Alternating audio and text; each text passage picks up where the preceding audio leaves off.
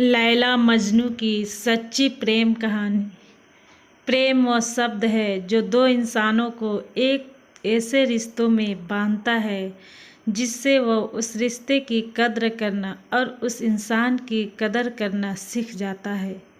प्रेम किसी से भी हो सकता है, अर्थात प्रेम जीव जंतु से भी होता है।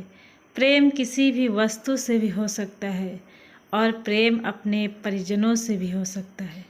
सदियों पुरानी अमर प्रेम कहानी लैला और मजनू की है, जो इस सदी में एक बड़े उदाहरण के रूप में जाने जाते हैं, जिन्होंने बताया कि प्रेम ज़मीन पर ही नहीं, जन्नत में भी हो सकता है।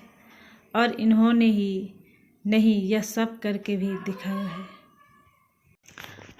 अरब के अरबपति शाह अमीरी के बेटे कैस की किस्मत में प्रेम करना लिखा था, या यह मानो कि ईश्वर ने उसे यह प्रेम करना विरासत में दिया हो। कुछ ज्योतिषियों के अनुसार अरबपति शाह अमारी के बेटे कैस की किस्मत की भविष्यवाणी कर दी गई थी। ज्योतिषी ने बताया था कि कैस एक प्रेम का उदाहरण बनेगा। वह प्रेम में इतना डूब जाएगा कि दुनिया के दुख सुख से अज्ञात हो जाएगा। वह प्रेम के चक्कर में दर दर भटकेगा, परंतु प्रेम उसे प्राप्त नहीं होगा। शाह अमारी अपने बेटे कैस इस किस्मत को बदलने के लिए उन्होंने दर दर माथा टेका, मस्जिदों पर अपने बेटे की इस किस्मत को बदलने के लिए चादर चढ़ाई, लाखों मन्नतें की, परंतु कहा गया है ना, जो लिख गया है तो बदल नहीं सकता।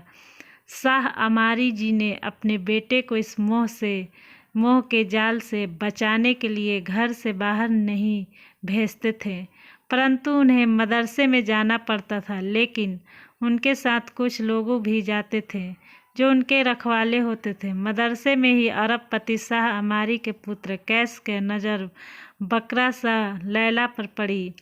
नज़र में उसकी आशिक हो गया।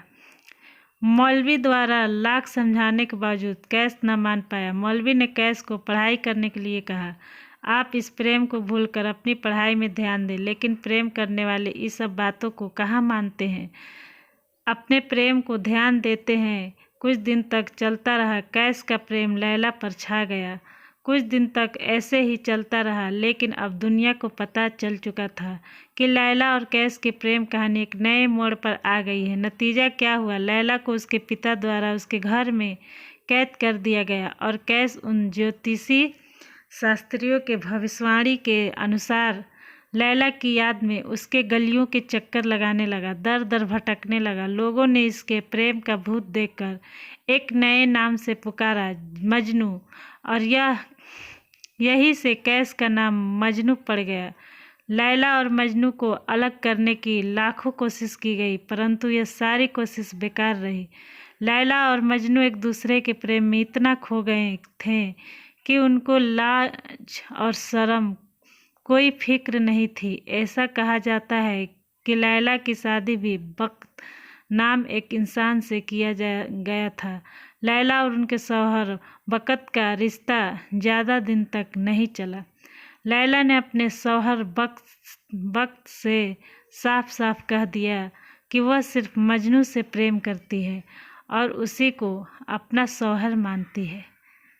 वह मजनू के सिवाय किसी को भी खुद को छूने नहीं देगी।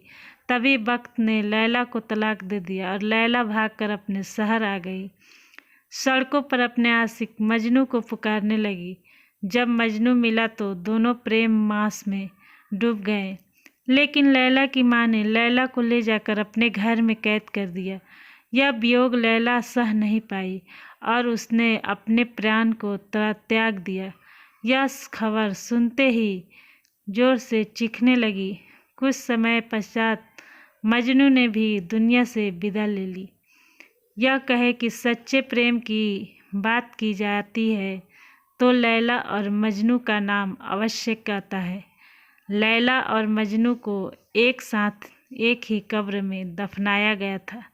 समय की गति के कारण उनकी कब्र तो पूरी तरह से नष्ट हो गई, लेकिन लैला और मजनू द्वारा दी गई अपनी प्रेम कहानी को आज भी लोग अमर कर दिया है।